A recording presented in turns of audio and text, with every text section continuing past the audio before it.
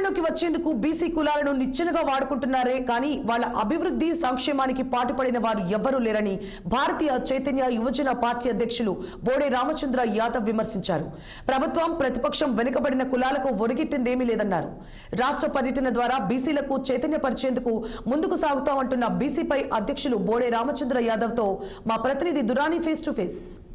అధికారంలో రావడం ద్వారా బీసీలకు న్యాయం చేయగలమని చెప్పేసి రాష్ట్ర పర్యటనకు శ్రీకారం చుట్టిన బోడే రామచంద్ర యాదవ్ మన మధ్య ఉన్నారు. ఇప్పుడు వారిని అడిగి కొన్ని విషయాలు తెలుసుకుందాం. సార్ నమస్కారం. సార్ ఇప్పుడు బీసీలకు అధికారం రావాలి అని ప్రస్తుతం అయితే కనుక అధికారంలో అధికార పక్షం ఉంది, ప్రతిపక్షం ఉంది. ప్రత్యామ్నాయ శక్తిగా మీరు బీసీల ద్వారా ఏ విధంగా రాష్ట్ర పర్యటనలో పాల్గొంటారు? ఆత్మీయ సమ్మేళనం ద్వారా వారిని ఎలా ముందు తీసుకెళ్తారు?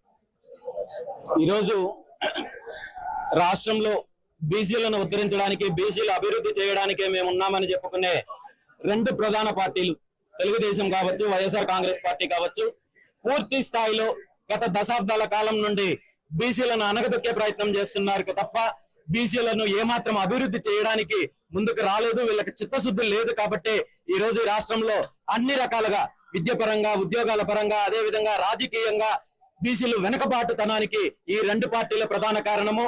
ఈ రోజు గత దశాబ్దాల కాలం నుండి ఈ సమస్యల పైన, బీసీల హక్కుల పైన, బీసీలకు రిజర్వేషన్ల కోసము, బీసీలకు రాజకీయ ప్రాతినిధ్యం కోసము అనేక రకాలుగా బీసీలకు సంబంధించిన నాయకులు, సంఘాలు ఎన్నో రకాలుగా పోరాటం చేస్తున్నప్పటికీ కూడా ఈ పార్టీలు కేవలము ఓటు బ్యాంకు రాజకీయాల కోసం ఉపయోగించుకుంటూ అధికారంలోకి వచ్చిన తర్వాత అనగదొక్కే ప్రయత్నం చేస్తున్నారు తప్ప బీసీలకు ఎటువంటి న్యాయం జరగలేదు. కాబట్టి ఈ రాష్ట్రంలో బీసీల అభివృద్ధి చెందాలంటే, సమస్యలు తీరాలంటే ఖచ్చితంగా రాజకీయ అధికారం ద్వారా మాత్రమే సాధ్యమవుతుంది. కాబట్టి ఈ రాష్ట్రంలో ఈ రెండు దోపిడీ పార్టీలకు అంతం పలికి ప్రత్యామ్నాయ రాజకీయ వ్యవస్థ ద్వారా ఈ రాష్ట్రంలో ఒక మంచి మార్పు తీసుకొచ్చే దిశగా అడుగులు ముందుకు వేయడానికి భారత చైతన్య యువజన పార్టీ ఆవిర్భావం జరిగింది.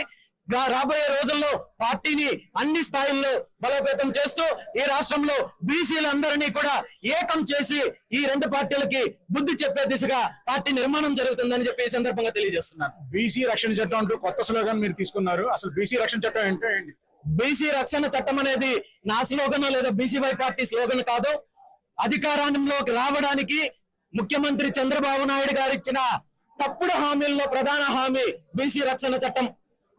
ఈ బీసీ రక్షణ చట్టాన్ని కల్పిస్తాను, బీసీలకు రక్షణ కల్పిస్తానని చెప్పి అధికారంలోకి వచ్చిన చంద్రబాబు నాయుడు గారు గత 13 నెలల కాలంలో ఏ ఒక్క రోజు దీని మీద మాట్లాడకపోగా ఆ పార్టీకి సంబంధించిన నాయకులు, ఎవరైతే ఎంపీలు, ఎమ్మెల్యేలు, మంత్రులు కూడా దీని మీద స్పందించకపోవడము చాలా బాధాకరము.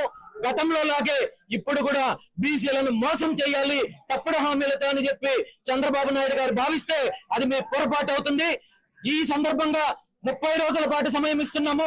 ఈ 30 రోజుల్లో బీసీ రక్షణ చట్టాన్ని అమలు చేయనట్టయితే ఖచ్చితంగా ప్రభుత్వానికి బుద్ధి చెప్తామని చెప్పి ఈ సందర్భంగా తెలియజేస్తున్నాను. స్థానిక సంస్థల్లో పోటీ చేసే అవకాశాలు ఉన్నాయా? ఖచ్చితంగా వచ్చే స్థానిక సంస్థల ఎన్నికల్లోపు ఈ రాష్ట్రంలో బీసీవై పార్టీని పూర్తి స్థాయిలో బలోపేతం చేసి ప్రజల్లోకి వెళ్లి ప్రజలను చైతన్యం చేసి, ముఖ్యంగా బీసీలలో చైతన్యం తీసుకుని వచ్చి స్థానిక సంస్థల ఎన్నికల్లో ఈ రెండు పార్టీలకి కూడా బుద్ధి చెప్పడానికి బీసీవై పార్టీ సిద్ధపడుతోంది. బీసీలకు న్యాయం జరిగే వరకు పోరాటం జరుపుతానని, ప్రత్యామ్నాయ శక్తి ఎదుగుతానంటూ బోడే రామచంద్ర చెప్తున్నారు. వీడియో జర్నలిస్ట్ నీతో నదింకొందరని రావులపాలెం. కడప జిల్లాలో మైనర్ బాలిక వైష్ణవి హత్య వ్యవహారం